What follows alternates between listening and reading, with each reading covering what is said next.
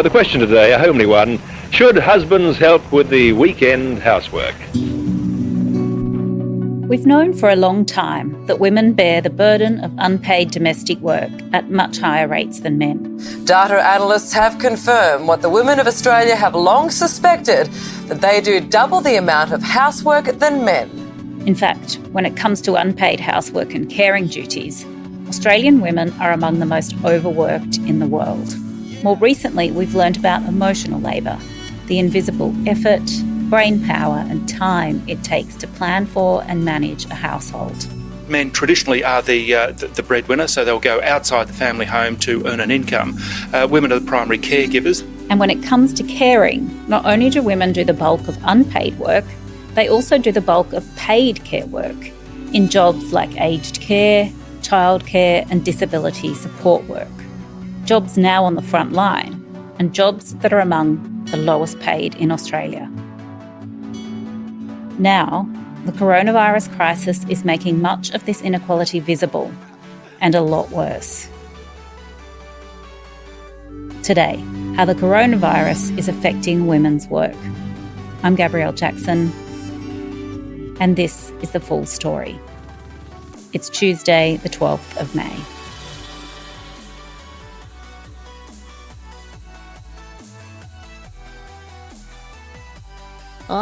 Sorry. We're also battling, one of my neighbours is playing like really bad 70s ballads. Air supply?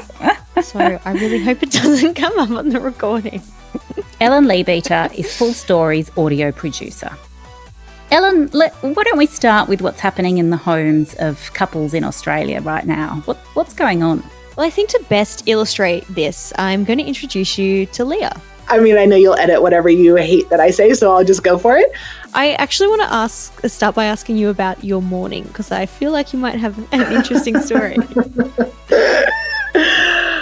I will say that my morning and my days look the same every day now that I'm in a COVID-19 pandemic crisis. So Leah Rupana is a mother who's trying to juggle virtual schooling with working from home. It feels a bit like Groundhog Day, right? Like we wake up and we have literally the same day with no change. So what happens for me is I get up, I make sure everyone in the house is up. We have breakfast together as a family. And then my partner goes off to his job because his workspace is not in the home. And we own a brewery, but we own a non-essential business that is essential for our family's finances. So he leaves. My 10-year-old daughter has to be logged into school at 8:45. And then at 9 o'clock, she starts school. I start work. At noon, we take a little break where I teach 5th grade math, i.e. long division, multiplication, converting fractions. And that usually happens with some tears, some frustration, some yelling. And that's my day between noon and about 2, because the assignment always takes longer because there's some emotional labor that goes into it. And is it you that's tearing your hair out and in tears over 5th grade maths, or is it your daughter? It is both of us. I'm going to be perfectly honest with you. There's a lot of bad behavior going on when we're doing 5th grade math. I don't envy you, but I also admire you, because there is no way I could do 5th grade maths. And then at 2 o'clock, I sit back down at my desk and respond to any other emails. Usually at that point, someone comes in to interrupt me, either because they need ice cream to be made, or they're doing their makeup, or they need, my daughter has now decided she's going to make as many Starbucks drinks as possible. So there's a lot of creative activities happening in my home that is wonderful. And then this all happens till about 6 o'clock, when I kind of poke my head out of the room, and then we come together to make dinner as a family. And that's the day, over and over and over. The key themes that emerge in Leah's story that are kind of consistent across the experts and the other women that I've spoken to is that you've thrown everybody into the home and turned up the domestic load in a very short space of time. And unfortunately, a lot of that work is now falling to women. And in a lot of this, I am talking about heterosexual couples, because that is where we do see a lot of the gender divide when it comes to housework. So Leah's story is an example of how this is amplified, how much unpaid work is happening in the home. Is that right? That's right. So what we do know from time use surveys over the years and from a lot of other studies is that women take on the bulk of unpaid domestic work and unpaid care work in the home.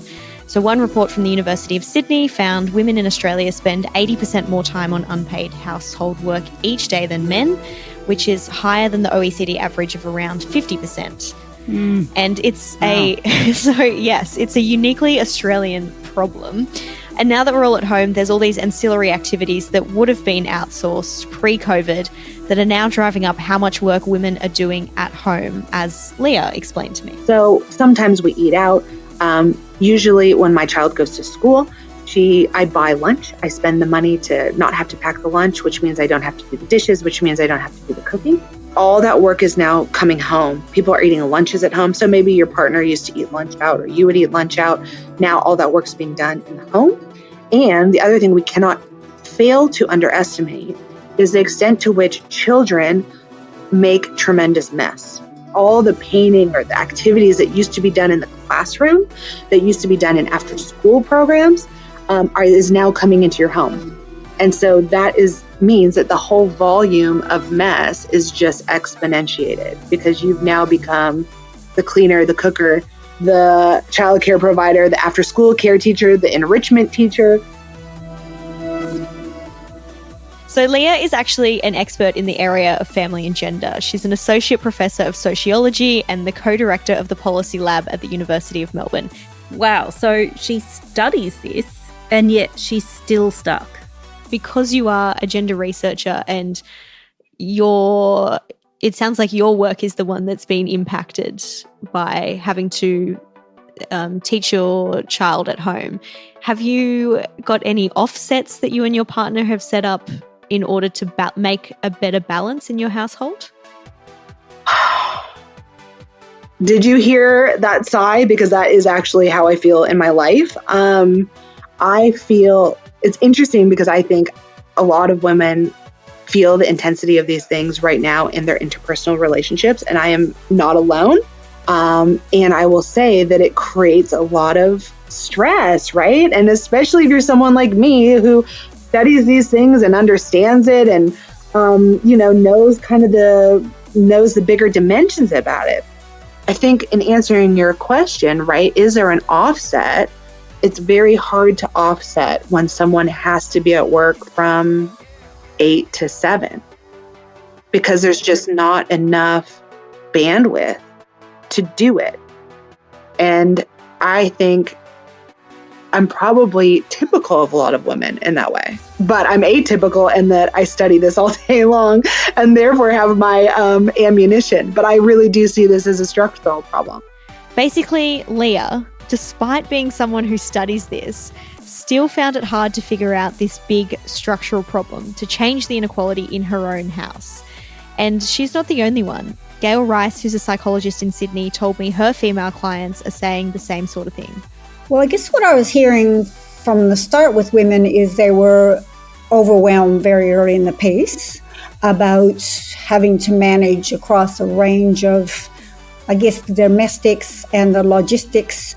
And it's not just the physical labour that they're experiencing and that they're sick of at the moment, but the emotional labour as well, because they're the ones who are managing the anxiety and the stress of the household too. In general, I think women are still holding, and I think a lot of what they're holding is the emotional anxieties and worries. So one of the really interesting things Gail was telling me was that what was happening in her telehealth conferences with her clients, the 50-minute meetings that you have with your psychologist, something really interesting was happening with the women specifically in those consults. Yeah, I guess I saw it when I was doing the therapy, I guess. What I'd see is women talking to me in their cars because they couldn't find a space in the home away from their children. And this would be even if their partner was at home. And what I saw was, in terms of me meeting clients for, say, 50 minutes, would be often I'd see children coming into the room with the mum, and the mum having to I guess, direct the partner to manage the children. And I'm guessing, I'm maybe assuming that the man doing the work at home probably wouldn't have had the children running in and out of his meeting. Right, so the actual physical space of the house seems to be also an issue for women. They just can't get away from the rest of their family. Yeah, exactly. And I don't know if you have seen this tweet, but it talks about how a man still has his office space in the house, but it's the woman who's being stuck at the kitchen bench or being in the lounge room. Or I think I saw a photo the other day of a woman who'd made a desk in her child's room. So it just seems like women don't have that, a room of one's own. Yeah, this is really funny because my sister told me that she had a talk to all her family about personal space. And she was saying to them, look, we can all go to our rooms for a little while now. Respecting each other's personal space is really important. And her kids and her husband were like, what do you mean personal space? We don't want personal space. And she was like, oh my God, I want it. I want it from all of you. Sociologists have long studied divisions of household labor. And one of the components about this is that housework and childcare, the home, is really been socialized into women as a place where they're supposed to care for other family members. So they're using housework, doing the dishes, making sure everyone's happy and healthy to make everyone feel good. I think the challenge now is that all of a sudden the workplace and the home are the same.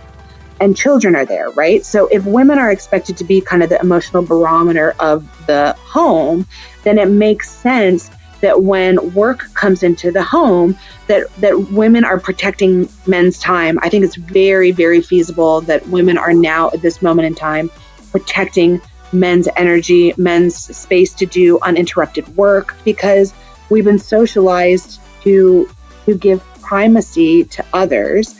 Have we been able to quantify yet just how much more time women are spending on caring and domestic duties during the lockdown? So some preliminary research that Leah has done has looked at this and had some interesting results. So her research currently has about 1,000 men and women enrolled in Australia looking at what is happening in the home.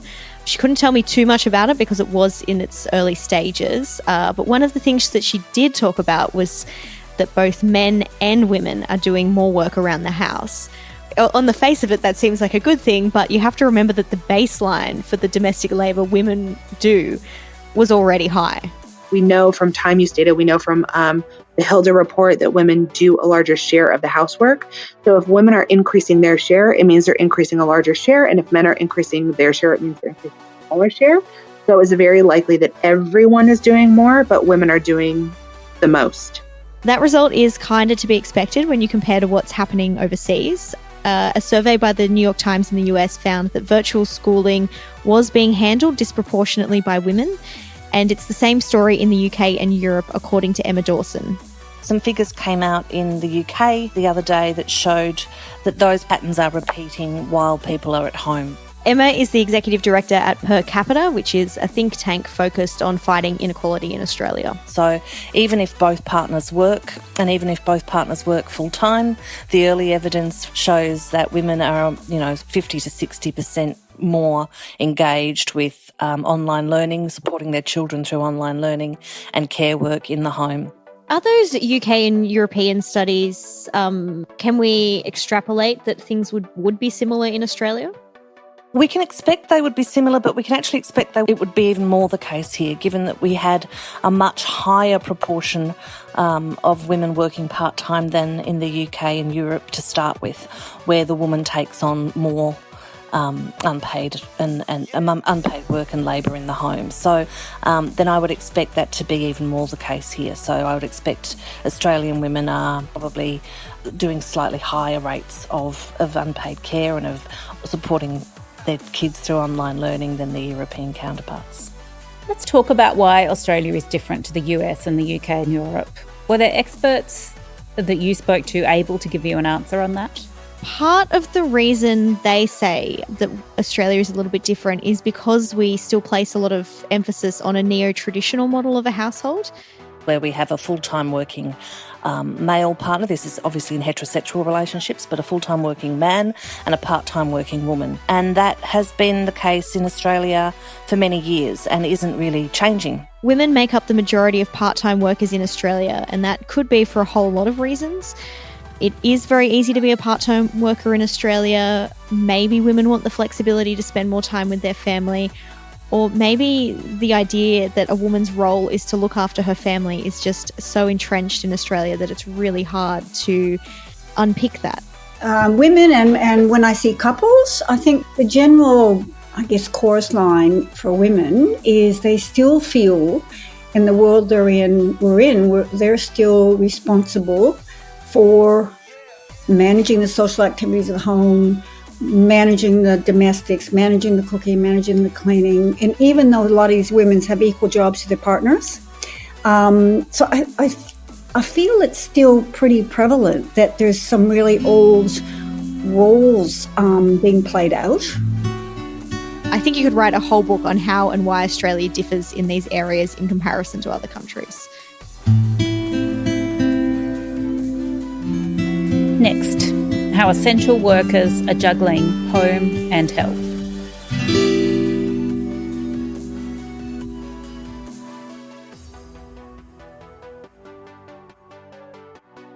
So what about women who can't work from home, who work on the front line? How are they managing? Yeah, so women do make up the bulk of essential services that we're relying on, as Emma Dawson explains. 88% of our nurses are women, 96% of our childcare workers are women, 87% of residential aged care workers are women, 70% of disability care workers are women, and in primary schools, 82% of teachers, and in secondary, 61% of teachers are women. And you're right, they're still going to work, they're putting their lives at risk, and they're putting their families at risk if they have them. So they're all going to work every day. They're essential service workers, they're caring for the children of other essential service workers. So the childcare workers are taking care of the nurses' kids, and the teachers' kids. The teachers are taking care of everyone else's and educating them in school.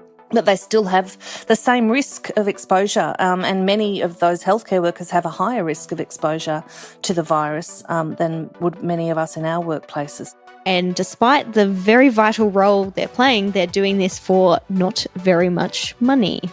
They are generally a very stoic and resilient and uncomplaining workforce, and they've had to be because they're traditionally quite underpaid as well. We know the childcare and aged care work is amongst the lowest paid in our economy.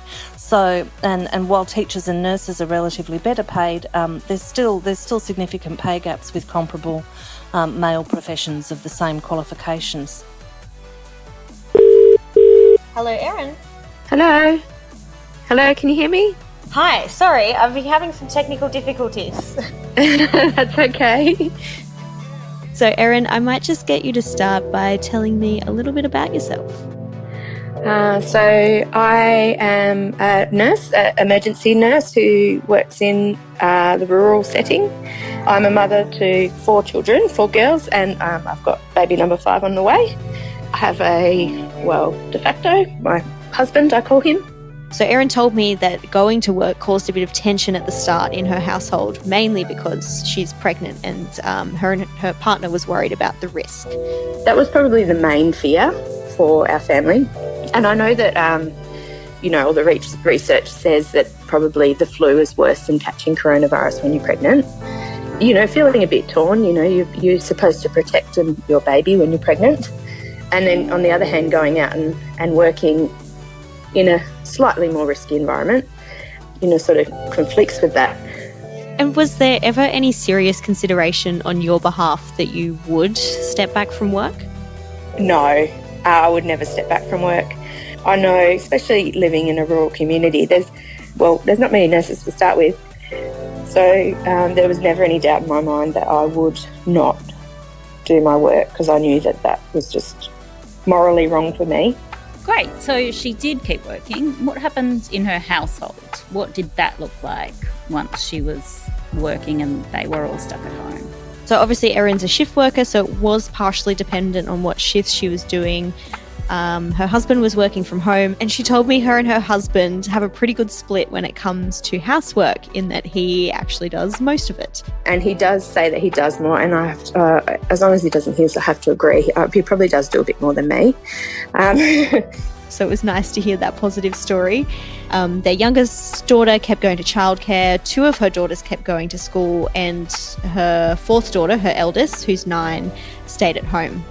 So tell me a little bit more about what it was like having to virtual school your 9-year-old. Who took charge of that?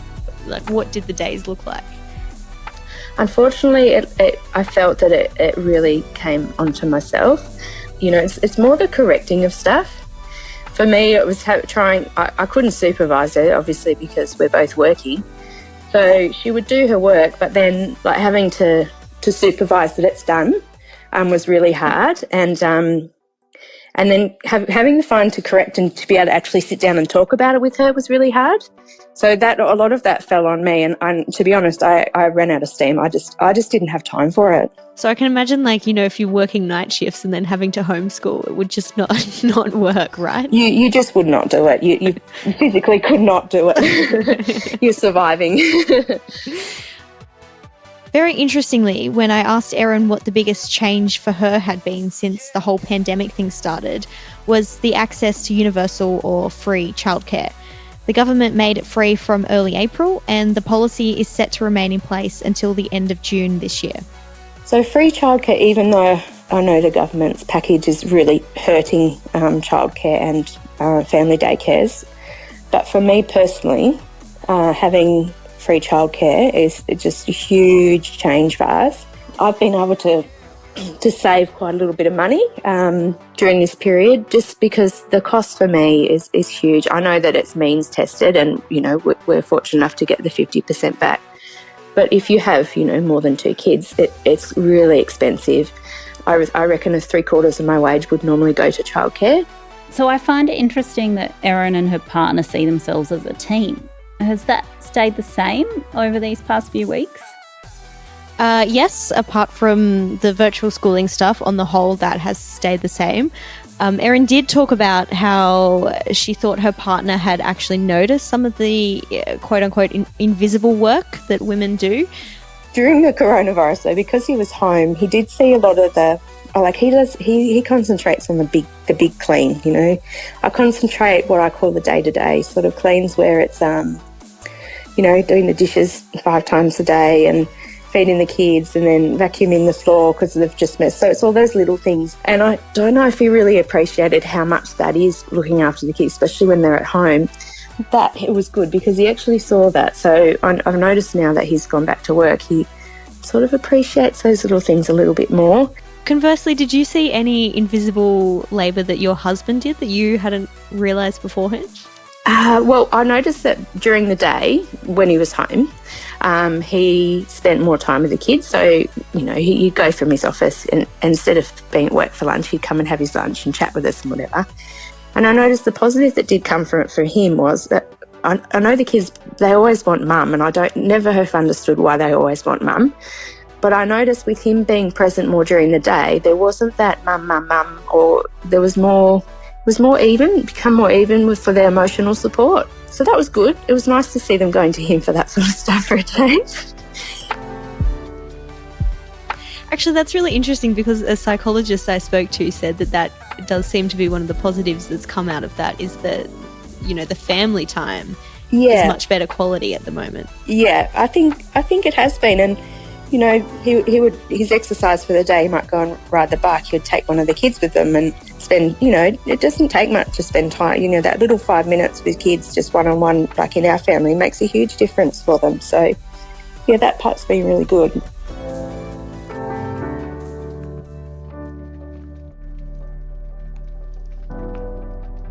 So we've heard that this is a structural problem. It isn't just that men are terrible. Does that mean there's a role for government in changing some of this sort of stuff? I think what's struck me reporting this is that this is not just an opportunity to unveil what's happening in the home, but in society as a whole. And I think almost, you know, what this big quote-unquote gender reveal we're meant to have it's become a bit of a moot point because the problem is sitting at a societal level in Australia. And the experts that I spoke to did have some really big ideas on how the government can fix this. They do think that there are policies that can be in place or kept in place in some cases after this to help bridge some of this divide. Right, so what were their ideas then? So one of those ideas is to maintain the universal childcare that we've had at the moment, so the free childcare. This is important because it is an essential service. It's essential not just for enabling parents to get back to work, but it's also very beneficial for children. So childcare is very important in helping raising well-rounded children. It's important for education. It's important for development. Early childcare workers do have a degree in this. They do have expertise in child development and teaching children. So it is an idea that shouldn't be rolled back once this pandemic and all these lockdowns pass. That needs to stay. Leah especially was pretty adamant on this particular point. You cannot take that away because all you're going to do is push that huge burden and cost back onto women and back onto the families. And that's going to be a huge financial pressure and a huge financial stress. It'll probably be the first thing the government rolls back, though, realistically. But it's a nice dream. We could enjoy it while it lasts. It's a nice dream, which is really sad. Yeah. And I think if we can't keep universal childcare, then the other ideas being thrown around at the moment are probably also unlikely. And what are those? So another idea Emma Dawson mentioned was paying essential workers more. It is indefensible, really, that they're underpaid essentially because it's women's work. So there's a wealth of evidence to show that we don't value women's work. We don't value services work. We don't value care work because there's a traditional perception that that's something women do out of love. And so I think we do have to think about this again, and we do have to think, how are we going to properly recognise these workers? Because it's not just the right thing to do for them, it's economically smart because they're low-income workers, and if we give them more money in their pockets, they'll spend it, which will, coming out the other side of this, be really necessary to get our economy stimulated again. I would say they're on the much easier scale of things to implement after this coronavirus. On the harder scale, on the more big picture, blue sky thinking, whiteboard, two ideas have emerged. The first one is enabling more flexible workplaces. What I mean is caregiving holistically and making sure that men feel like they can step into these roles without consequence for their careers, that they're not going to be sidetracked, maligned, or kept down if they show their employer that they have childcare, family, parental responsibility. And that is about effective, strong workplace and government policies, but it's also about role modeling. So you can have the policies on the books, but if people in power, if leaders are not utilizing, accessing, or role modeling these policies, people won't take them. And finally, probably the wildest idea from Emma Dawson was to implement a 4-day working week at the end of this. Yes, please. One of the other things we could do is look at the full-time working week, because we know the biggest issue for women in the pressure on them to take on that unpaid work and care is because full-time hours in Australia are amongst the longest in the world. People that work full-time work 40 hours a week, 45 hours a week. If we could say, okay, well, maybe a standard full-time week should be gradually reduced over, say, a decade back down to the equivalent of 4 days, so that there was a more ability for men and women to more evenly share the load at home. So you can imagine if you worked a 32-hour week instead of a 40-hour week, and both people spread that over 5 days, then someone's always available to do the drop-off at school and someone's available to do the pick-up. You don't need to spend as much money on childcare. Your partner can take care of breakfast and you can take care of dinner, or your partner can cook dinner 3 nights a week. You can both put the laundry on. You can both stop at the shops on the way home. You both have a day off to attend to those things. It really equalises that unpaid care load much more than any other policy I've been able to think of. So, Ellen, you've been working on this story for a couple of weeks and you've spoken to a lot of experts and a lot of women. What do they think about what might change after this. They think nothing is going to change. I was afraid you might say that. Yeah, it's pretty bleak, but they're not very optimistic that anything might change.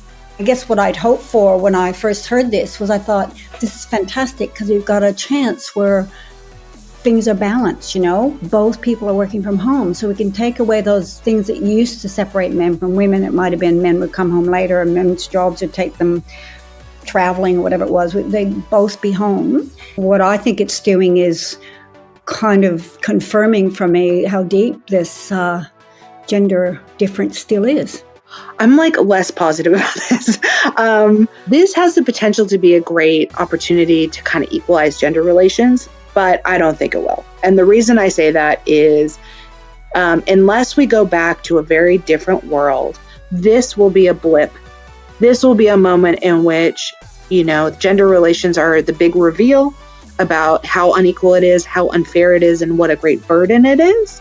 And unless we have actually institutional change and policy change that comes with it, we will go back to normal. And in fact, we might go back to actually a worse outcome, because a lot of the jobs that are being replaced or that may not reopen, a lot of them are jobs that are disproportionately occupied by women. Nothing. Well, that seems like a pretty depressing note to end this episode on. Yes. Can you offer women of Australia any hope? I don't know if I'm qualified to offer any hope. I don't think anything's going to change, honestly, until we get more females in Parliament. Okay, we'll leave that with you folks.